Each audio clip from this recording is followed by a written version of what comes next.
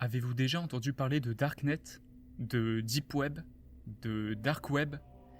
Pour la plupart d'entre vous, ces noms ne sont pas étrangers à votre culture. Mais avec toutes ces appellations au thème sombre qui se ressemblent très fortement, on s'y retrouve plus vraiment et on aurait tendance à choisir notre nom préféré et à l'attribuer à tout ce que l'on attribue au côté obscur du web. Mais je vous arrête tout de suite. Ces trois appellations ne désignent pas toutes la même chose. Ce sont trois choses bien distinctes, mais très liées entre elles. On va rapidement faire le point sur ces trois appellations afin qu'on sache vraiment de quoi on parle. On va commencer par ce célèbre Deep Web. Et si je vous dis maintenant que vous allez dessus plusieurs fois par jour, sans même vous en rendre compte, vous y croyez? Eh bien, c'est ce que vous faites. Mais avant d'en venir à ce sujet, on va commencer par expliquer ce qu'est le Deep Web.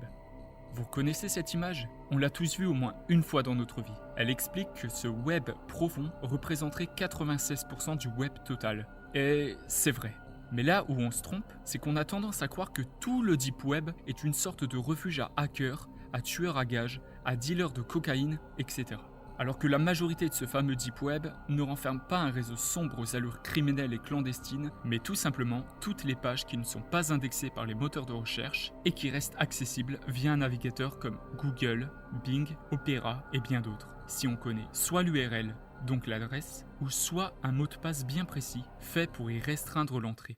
Là où je voulais en venir quand je vous ai dit que vous y alliez plusieurs fois par jour, c'est parce que votre compte Netflix, Twitter, Facebook, Instagram fait partie intégrante du Deep Web. Passons maintenant au Darknet.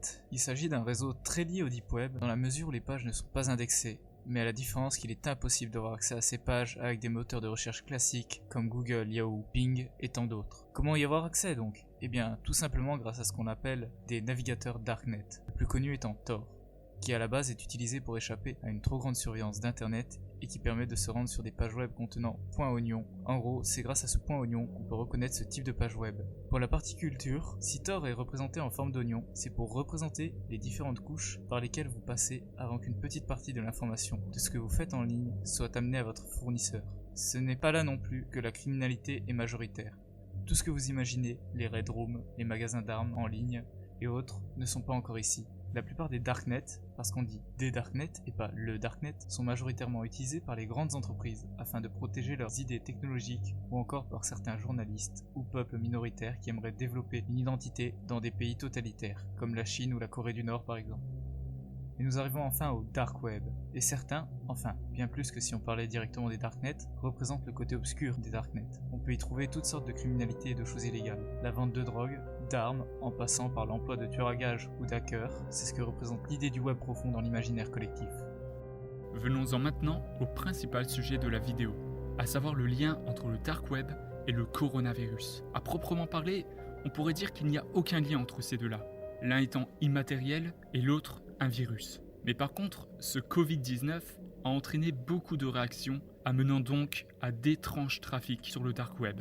En effet, avec tout l'engouement qu'a provoqué cette épidémie, certains cybercriminels se sont vus offrir une folle opportunité de se faire énormément d'argent en profitant de personnes naïves ou hypocondriaques. L'exemple le plus marquant reste la fameuse vente de sang et de salive de survivants au coronavirus à un prix exorbitant de 900 €. Imaginez-vous dépenser 900 € pour du sang et de la salive. Il faut vraiment avoir peur d'être infecté. D'autres ventes sont aussi apparues, comme la vente de faux vaccins, le vendeur disant qu'il n'en a que 5 car ils sont rares, pour bien sûr accroître sa crédibilité et les vendre plus facilement. Et n'oublions pas bien sûr la vente illégale de masques. Qui ne cherche pas à se protéger avec ces masques en cette période? Là aussi, les cybercriminels en ont vu une belle opportunité.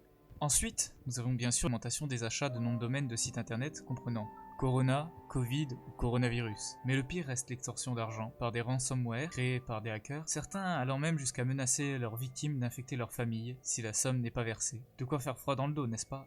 Un exemple serait la fameuse carte désinfectée. En allant consulter cette carte pour se tenir informé de l'avancée du virus, la victime télécharge involontairement un ransomware. Pour ce qu'il s'agit des menaces dues à ce ransomware, il s'agit de menaces en l'air pour 99% des cas. Si jamais une situation similaire venait à vous arriver, ne paniquez pas et appelez un expert. Et pour le cas des ventes, ne soyez pas naïfs, ne vous faites pas avoir. Il n'existe pas à l'heure actuelle de vaccin miracle et les vrais tests, vous ne les trouverez pas à cet endroit. Alors bien sûr, il n'y a pas que des armes, de la drogue et autres sur le dark web. Mais vous avez bien plus de chances de vous faire arnaquer, voire attaquer par un virus de type ransomware, comme on vient de le voir, justement car ces réseaux ne sont pas protégés. Et d'un autre côté, c'est parce qu'ils ne sont pas protégés que certaines personnes arrivent à échapper à cette surveillance maladive d'Internet et pouvoir être libres. Mais être libre, ça implique des risques, beaucoup de risques. Et seriez-vous capable de les assumer ? Et voilà, c'est la fin de la vidéo. J'espère qu'elle vous aura plu et que vous aurez ouvert les yeux sur les dangers de ce réseau. C'était Cosmopolité Parlant et Madness. Si vous souhaitez nous soutenir, n'oubliez pas de liker la vidéo et de vous abonner à notre chaîne YouTube.